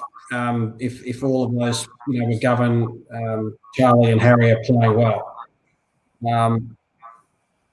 I think he's in the team. I think he's in the team with all those players. He fits in there somewhere, and obviously his ability to swing and back up ruck is there. Before McGovern came along, and Charlie and Harry up there, I touted Levi potentially playing the role of a Richo when he moved up to play half forward on a wing being a link in, because we really struggled to get those inside 50s, and him working up the ground, taking a mark, and then just kicking it long into the forward line, I thought could have been a valuable commodity. But he's in my team, and yeah, everyone knows I love him, but I think he's with all those players there. Yeah, and I think he's a wonderful asset to have on your list. I think he, he's what he did last year when he played down back. I think he showed, when Jones went out, what he was able to do down back. He was tremendous. It'd be interesting. I think there's a spot for him. I think he's become a really, really valuable commodity at Carlton, Levi. And I think he's out of contract at the end of this year, but I think, he deserves. He's one player that you could ill afford to say, okay, go find another football club. I think he'll be playing at Carlton Football Club next year. There's no doubt about that. I just think potentially, if we're going to be a really dangerous who can win, just need McGovern. We really need McGovern to find, is he that good? Is the big question. I think he is. I think he is good. But can he be that good in our football team? That's the question. He showed it in Adelaide in patches because he had the support. He had Jenkins and Walker and Betts and a really good midfield sort of pumping the ball down. Can he find that consistency at Carlton's the big question. Johnny, I think to Gav's credit, I think he loves the big club. I think he's fitted in pretty well. Yeah. Just quickly on Levi, Johnny. You put your hand up there. Look, forward line, McGovern plays. So this is selection committee talking and not me. McGovern plays every day of the week that he's fit. That's just the way it is. I would have put a what if. What if Levi was your ruck? End of last year, he was rucking as good as I've seen anyone for a long time in a Carlton Guernsey. He was doing some really, really good stuff, some really smart stuff in terms of like against English, just jumping into him and not legally, but doing it very well. And timing his runs against taller players to be able to compete. You mentioned before that you've got premiership teams who don't have great ruckmans. Is that the solution?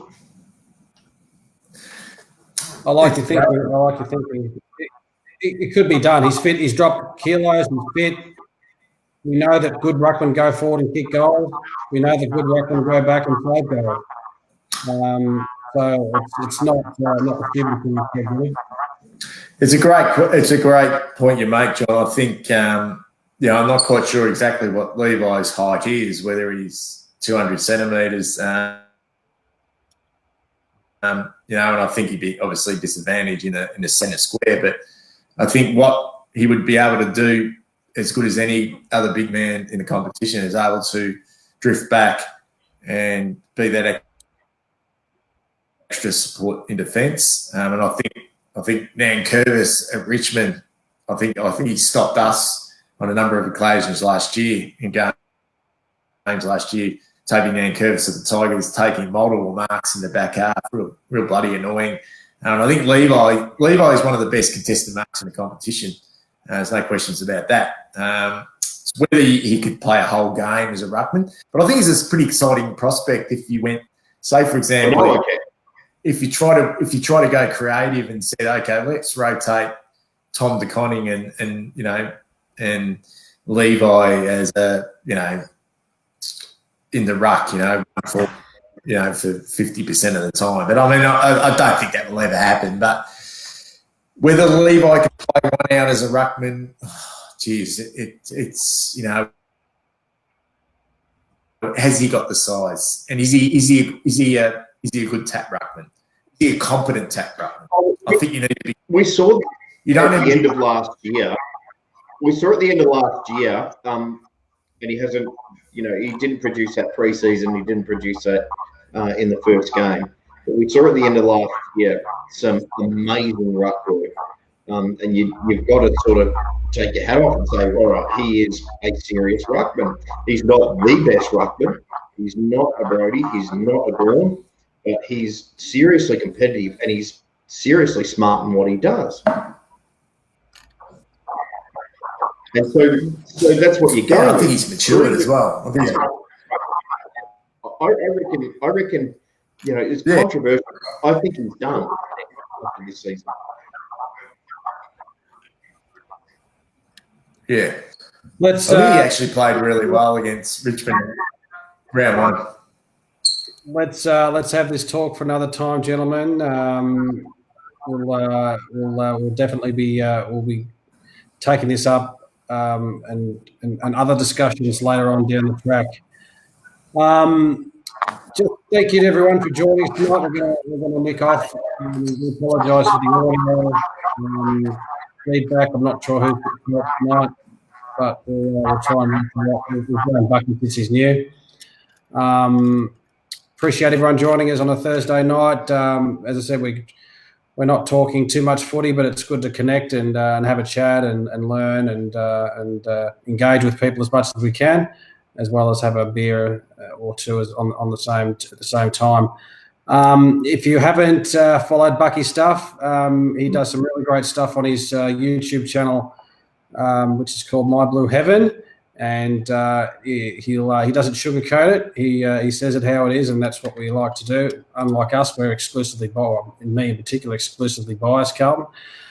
And he's also a realist. There's someone needs a bit of a balance, and he's also got a new Facebook page. He's joined the age of Facebook, so check out and like his new My Blue Heaven page on Facebook. And Bucky, really pleasure to have you on board tonight. We didn't get a chance to have a chat about your days as a hammerhead, but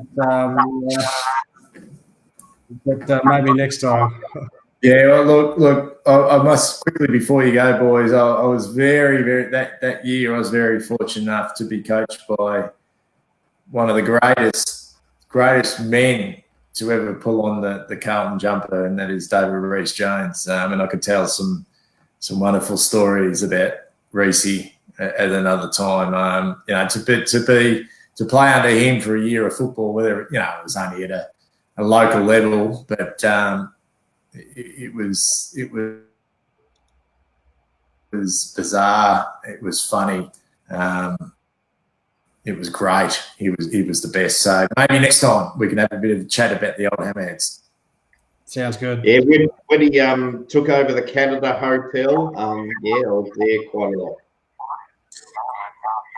Yeah, well, we actually, Johnny, and we had our when we actually won the grand final that year. Believe it or not, we won the grand final, and we had our celebrations back at that hotel that night, and it was the biggest night you'd ever want to see there. There was that many people there. There was mafia there. There was everyone. I could tell you some stories about that night, I'd tell you, but maybe not for Facebook tonight.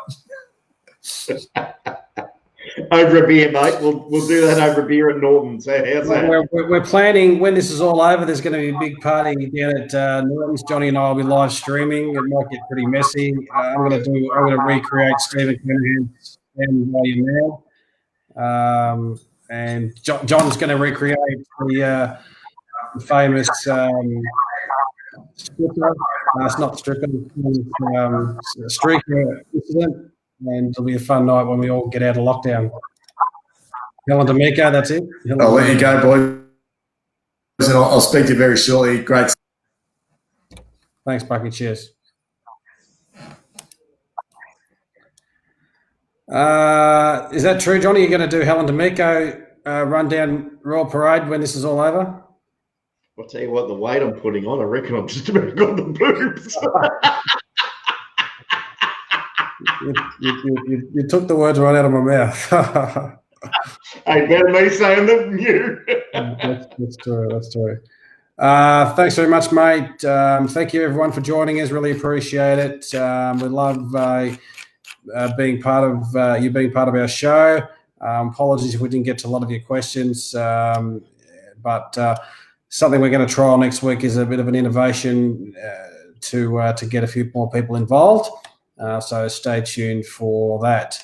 Other than that, have a good night. Stay safe. Stay at home, and let's look forward to our footy being back very soon. Yeah, I might stick online and answer some questions. I'm not going anywhere. I'm not sure if that happens if you close the feed, if that happens, but I think I can do that. You can type, can't you?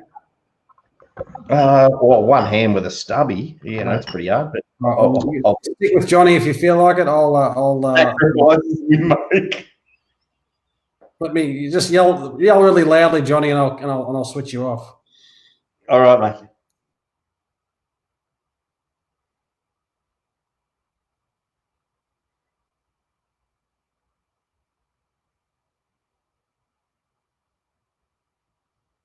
All right, everyone. I'm not really going to talk too much. I'm just looking through the comments. Show's over. Just going to see if I can type something back. We absolutely love the support too. I've got to say, it's one of the great things that it's why we come back week after week, is not to be on camera or whatever. It's to talk to you guys. It's just fantastic. We love it.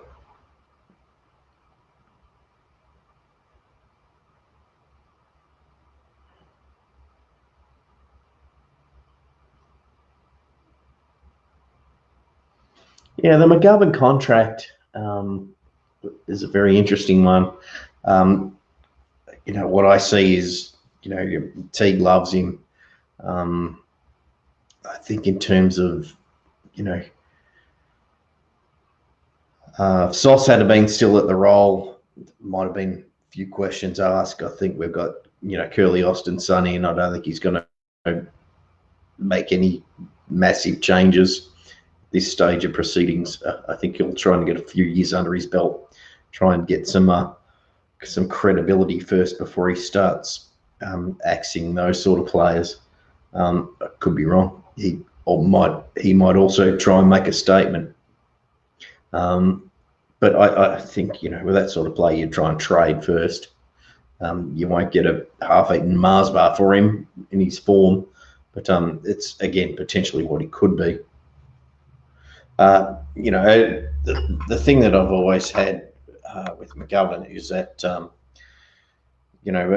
my thought and my mail was pretty strong on this, is that, we were going to get a priority pick when we had that really bad season of 2 wins with Bolton. And that was going to be an end of a first round, of which we would have used, so that's, 17, 18, we would have used that on McGovern to get him in, which would have been totally ticked off by the AFL, because you're getting in what we said we were lacking in terms of an experienced player.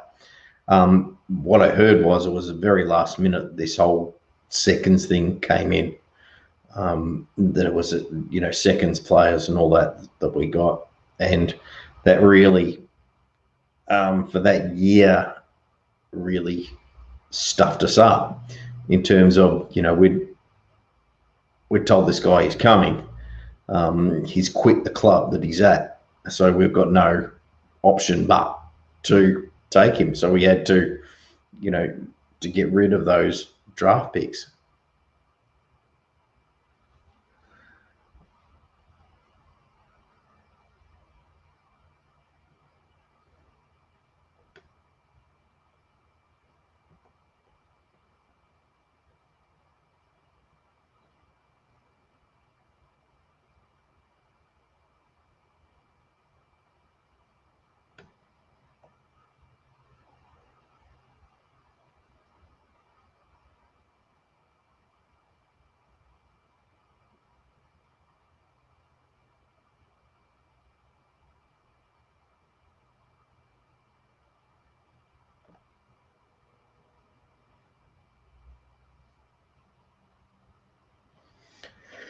Yeah, Andrew Lake comes up with a really good point here in terms of, he says, I feel for the kids who committed to the Northern Blues in hope of getting another opportunity at the highest level, Hurst and Kuniko for starters. Yeah, that's a good point, but if we get a seconds team, they're straight in. So, all we are doing is to waiting and seeing is what the VFL looks like or what AFL 2 looks like and then what the VFL looks like. My strategic thinking in all of this is that the VFL should be the old VFA, and there should be an AFL 2, if you like, or AFL 1.5. Whatever the level of competition should be an AFL 1.5, and whatever it's called, I'm thinking of English soccer here. You've got Premier League, and then you've got whatever the first division's now called. That's what it should be, and our seconds competition should be like an EPL second division. That's what it should be, I think. And I'm so passionate about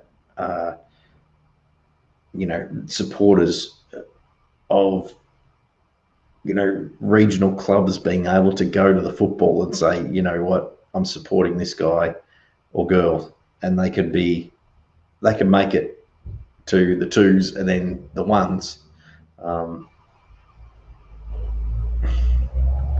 I think this brings on so much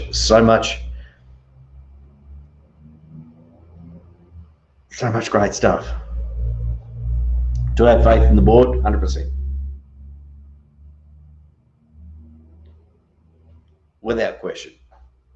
We've been on such a shit road for a long, long time.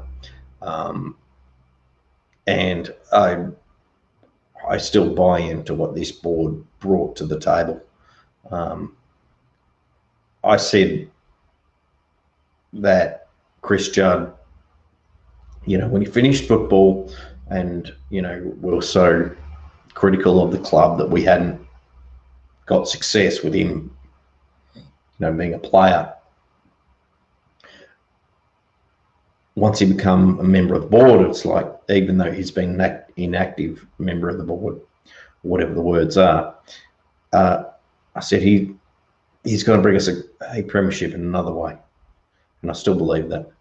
I think that, the learnings that he has got from a successful club like West Coast, forget all the drug bullshit, he will deliver it.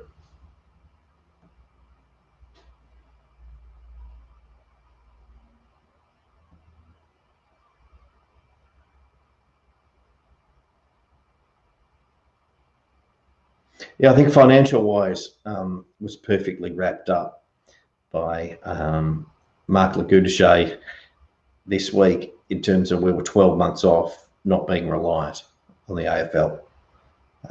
It's come up at the exactly wrong time. We've been wiping, huge amounts of dollars off our debt. Why we've got the debt is another question, but, it's massive amounts of money that they've taken off our debt. We're not in the dire straits of the other clubs. There's probably you could say, and this is from my mail, there's probably 8 to 10 clubs who may not survive this without, obviously the AFL handouts. And so we're not one of those. We're not the top range. We're not, we're not one of those clubs that absolutely will do or die by these AFL handouts. Say that 5 years ago, yeah, no.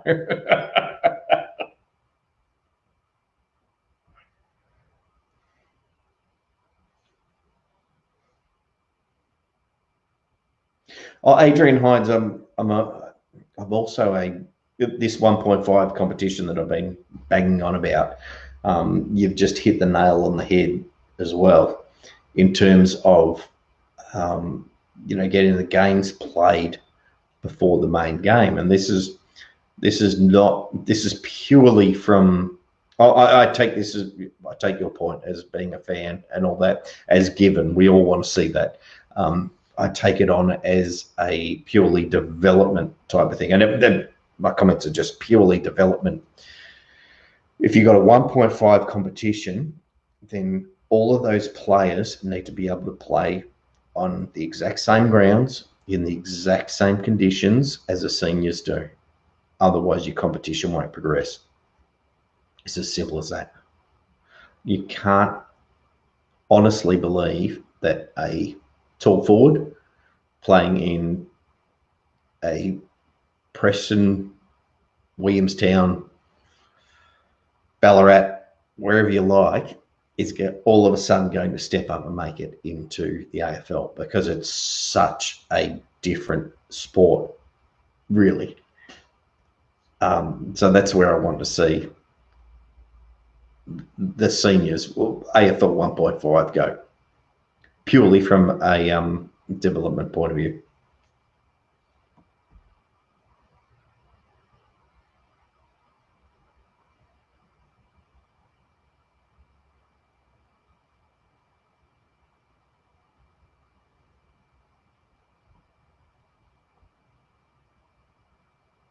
Now, I hope everyone's doing well. I'm not sure how many people are still watching this, but it's a very tough time for everyone. Both physically and mentally, to have these sort of restrictions put in. I hope everyone's doing well. My heart goes out to everyone. 12 months ago had a really bad episode, and it took some, a lot of, well, let's just say a lot of work to get where I am now. If anyone's feeling a little bit bad, all I could say is just go and get yourself checked out. It's the best thing you can do. On that note, I reckon that's probably enough from me, enough of my nonsense, and we'll chat to you next week.